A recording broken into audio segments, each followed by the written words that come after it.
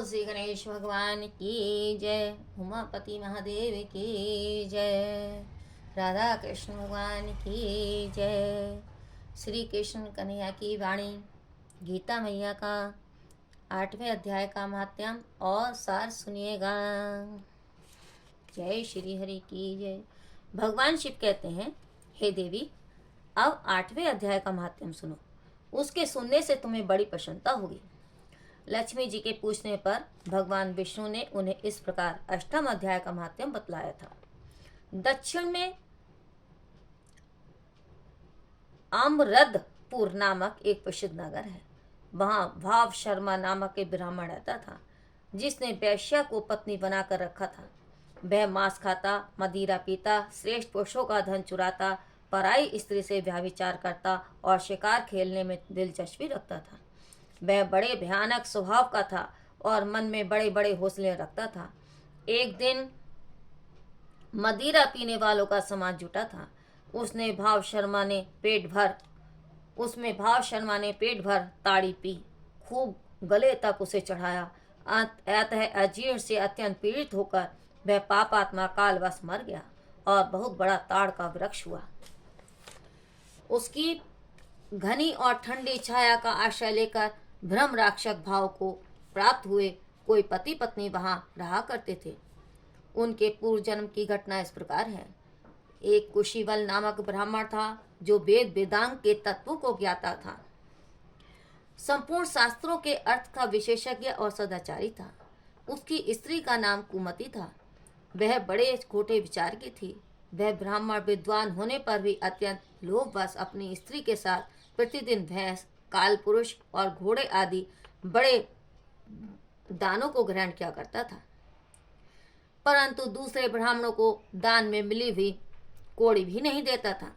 वे ही दोनों पति पत्नी कालवश मृत्यु को प्राप्त होकर भ्रम राक्षस हुए। वे भूख और प्यास से पीड़ित हो इस पृथ्वी पर घूमते हुए उसी ताड़ वृक्ष के पास आए और उसके मूल भाग में विश्राम करने लगे। इसके बाद पत्नी ने पति से पूछा, हे नाथ, हम लोगों का यह महान दुख कैसे दूर होगा तथा इस भ्रम राक्षस योनि से किस प्रकार हम दोनों को मुक्ति होगी? तब उस ब्राह्मण ने कहा, ब्रह्म विद्या के उपदेश, अध्यात्म तत्व के विचार और कर्म विधि के ज्ञान बिना किस प्रकार संकट से छुटकारा मिल सकता है? यह सुनकर पत्नी ने पूछा, किम तद ब्रह्म, किम अध्यात्म, किम कर्म पुरुषोत्तम? पुरुषोत्तम वह ब्रह्म क्या है, अध्यात्म क्या है और कर्म कौन सा है? उसकी पत्नी के इतना कहते ही जो आशय की घटना घटित हुई उसको सुनो। उपयुक्त वाक्य गीता के 8वें अध्याय का आधा श्लोक था। उसके श्रवण से वह वृक्ष उस समय ताड़ के रूप को त्याग कर भाव शर्मा नामक ब्राह्मण हो गया। तत्काल ज्ञान होने से विशुचित होकर वह पाप के चोले से मुक्त हो गया तथा उस आधे श्लोक के ही माध्यम से वे पति पत्नी भी मुक्त हो गए। उनके मुख से देवात ही 8वें अध्याय का आधा श्लोक निकल पड़ा था। तदंतर आकाश से एक दिव्य विमान आया और वे दोनों पति पत्नी उस विमान पर आरूढ़ होकर स्वर्गलोक को चले गए। वहां का यह सारा वृत्तांत अत्यंत आश्चर्यजनक था। उसके बाद उस बुद्धिमान ब्राह्मण भाव शर्मा ने आदर पूर्वक उस आधे श्लोक को लिखा और देव जनार्दन की आराधना करने की इच्छा से वह मुक्तिदायिनी काशीपुरी नगरी में चला गया। वहां उस उदार बुद्धि वाले ब्राह्मण ने भारी तपस्या आरंभ की। उसी समय क्षीर सागर की कन्या भगवती लक्ष्मी ने हाथ जोड़कर देवताओं के भी देवता जगतपति जनार्दन से पूछा, हे नाथ, आप सहसा नींद त्याग कर खड़े क्यों हो गए हैं? श्री भगवान बोले, हे देवी, काशीपुरी में भगीरथी के तट पर बुद्धिमान ब्राह्मण भाव शर्मा मेरे भक्ति रस से परिपूर्ण होकर अत्यंत कठोर तपस्या कर रहा है। वह अपने इंद्रियों को बस में करके गीता के 8वें अध्याय के आधे श्लोक का जप करता है। मैं उसकी तपस्या से बहुत संतुष्ट हूँ। बहुत देर से उसकी तपस्या के अनुरूप फल का विचार कर रहा था। हे प्रिय, इस समय वह फल देने को मैं उत्कंठित हूँ। पार्वती जी ने पूछा, हे भगवान, श्री हरि सदा प्रसन्न होने पर भी जिसके लिए चिंतित हो उठे थे, उस भगवत भक्त भाव शर्मा ने कौन सा फल प्राप्त किया? श्री महादेव जी बोले, हे देवी, दुश्रेष्ठ भाव शर्मा प्रसन्न हुए। भगवान विष्णु के प्रसाद को पाकर अत्यांतिक सुख मोक्ष को प्राप्त हुआ तथा उसके अन्य वंशज भी जो नरक यातना में पड़े थे उसी के शुद्ध कर्म से भगवत धाम को प्राप्त हुए। हे पार्वती, ये 8वें अध्याय का महात्म्य थोड़े में ही तुम्हें बताया, इस पर सदा विचार करते रहना चाहिए। बोल श्री कृष्ण भगवान की जय। 8वें अध्याय का सार सुनिएगा। ओम श्री परमात्मे नमः। इस प्रकार भगवान के प्रश्नों को न समझकर अर्जुन बोले, हे पुरुषोत्तम, जिसका आपने वर्णन किया वह ब्रह्म क्या है, अध्यात्म क्या है, कर्म क्या है और अधिभूत नाम से क्या कहा गया है, अधिदेव नाम से क्या कहा जाता है। हे मधुसूदन, यह अधियज्ञ कौन है और यह वह इस शरीर में कैसे है और युक्त चित्त वाले पुरुषों द्वारा अंत समय में आप किस प्रकार जानने में आते हो। इस प्रकार अर्जुन के प्रश्न करने पर श्री कृष्ण भगवान बोले, हे अर्जुन, परम अक्षर अर्थात जिसका कभी नाश नहीं हो ऐसा सच्चिदानंद घन परमात्मा तो ब्रह्म है और अपना स्वरूप अर्थात जीवात्मा अध्यात्म नाम से कहा जाता है तथा भूतों के भाव को उत्पन्न करने वाला शास्त्र विहित यज्ञ, दान और होम आदि के निमित्त जो द्रव्य आदिकों का त्याग है वह कर्म नाम से कहा गया है। उत्पत्ति विनाश धर्म वाले सब पदार्थ अधिभूत हैं और हृदय में पुरुष अधिदेव है। और हे देहधारियों में श्रेष्ठ अर्जुन, इस शरीर में मैं वासुदेव ही विष्णु रूप से अधियज्ञ हूँ। और जो पुरुष अंतकाल में मेरे को ही स्मरण करता हुआ शरीर को त्याग कर जाता है वह मेरे साक्षात स्वरूप को ही प्राप्त होता है।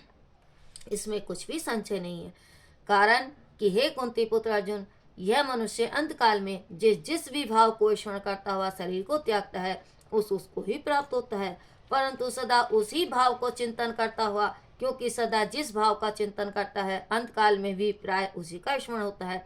इसलिए हे अर्जुन, तू सब समय में निरंतर मेरा स्मरण कर और युद्ध भी कर।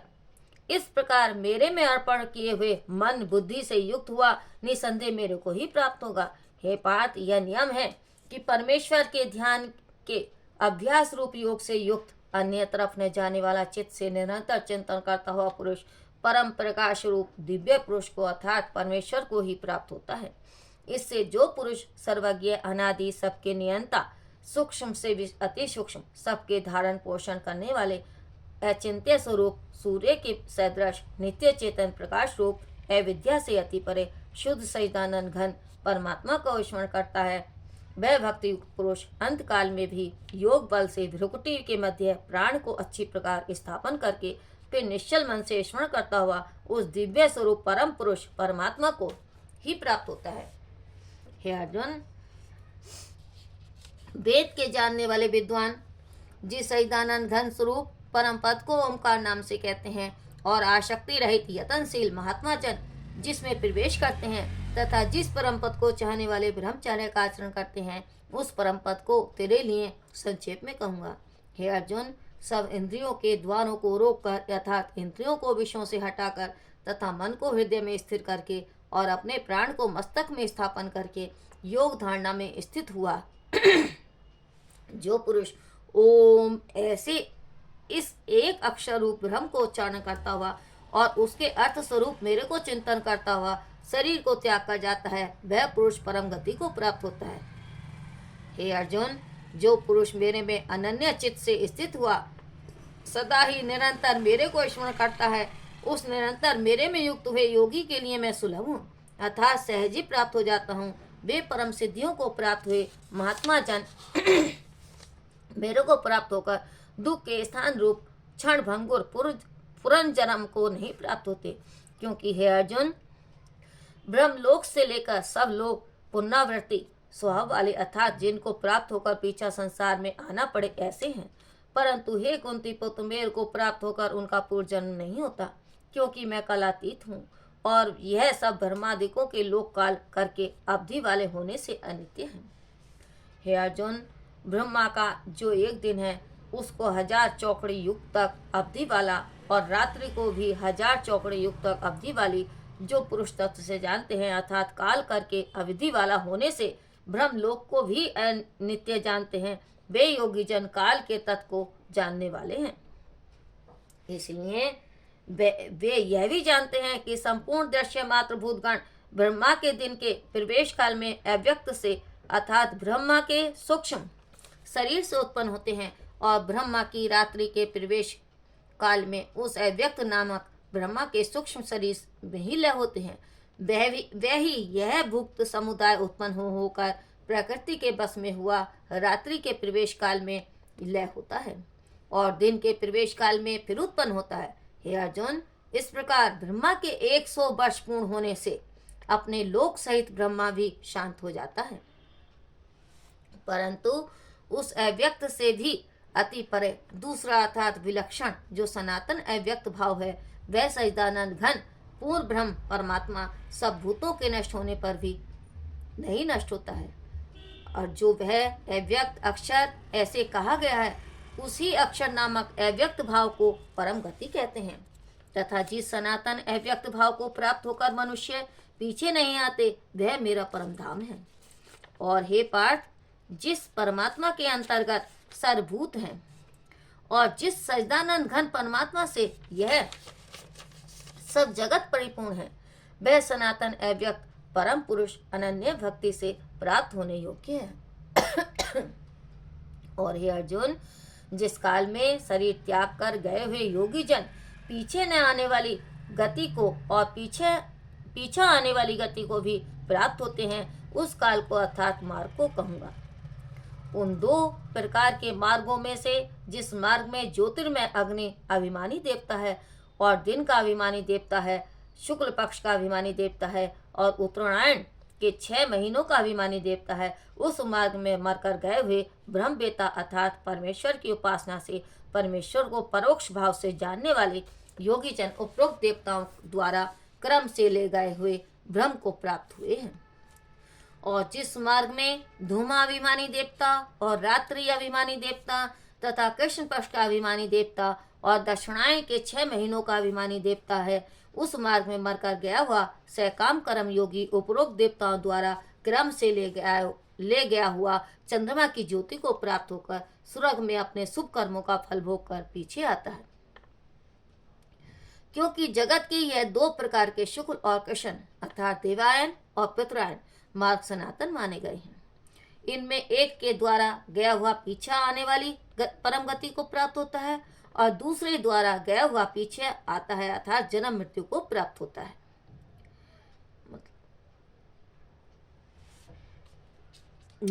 पीछे न आने वाली परम गति को प्राप्त होता है और दूसरे द्वारा गया हुआ पीछा आता है अर्थात जन्म मृत्यु को प्राप्त होता है।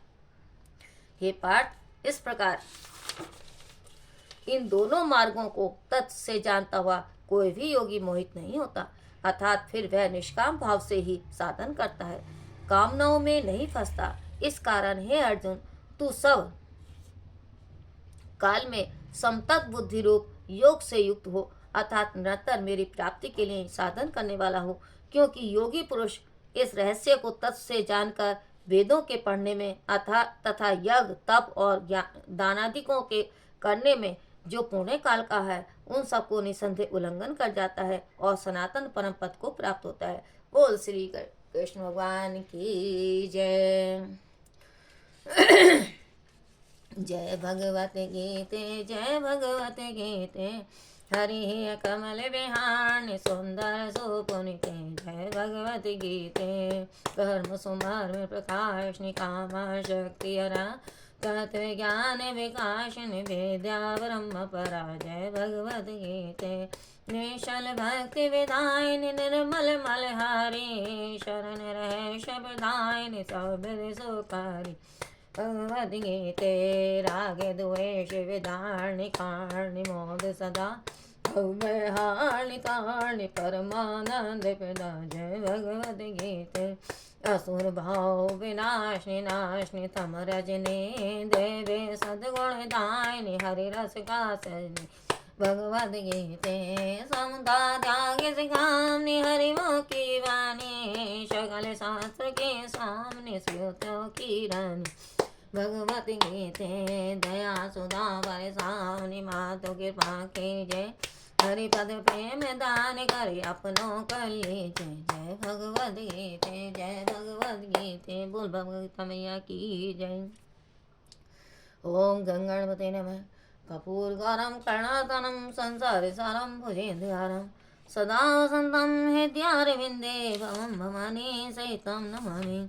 मंदार माला कुलितालकाय कपाल माला शशि शेखराय दिगंबराय च दिगंबराय नमः शिवाय च नमः शिवाय। नमो दिव्य महादिव्य शिवाय संतम नमः। नमः प्रकृतिर्वन्याता वर्तासनातां सर्वमंगल मंगले सिद्धिवार साधिके शरण त्रिव्यम के गौरी नारायण नमस्तुते। बोल श्री कृष्ण भगवान की जय। श्री राधे श्री राधे।